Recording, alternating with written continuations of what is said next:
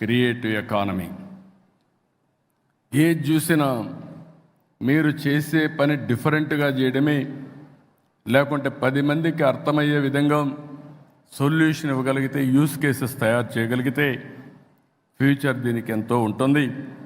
ఇది చూసినప్పుడు నాకు అనిపించింది, మొన్ననే క్రియేటివ్ ఎకానమీలో 2 సిటీస్ని క్రియేట్ చేస్తున్నారు. ఒకటి బాంబేలో, రెండోది అమరావతిలో. అమరావతి క్రియేటివ్ ఎకానమీ చిరునామాగా ఉంటుంది. ఈరోజు హైదరాబాద్ ఉంది. హైదరాబాద్ని మీరు చూస్తే one of the most liveable city.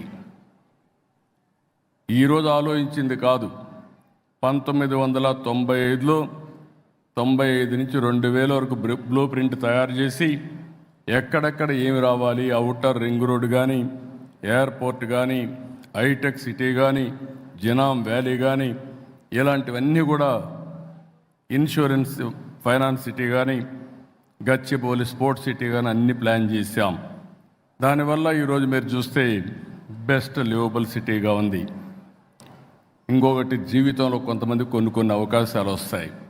భగవంతుడు ఆ అవకాశం నాకు ఇచ్చాడు మీ అందరి ఆశీర్వాదాలతో.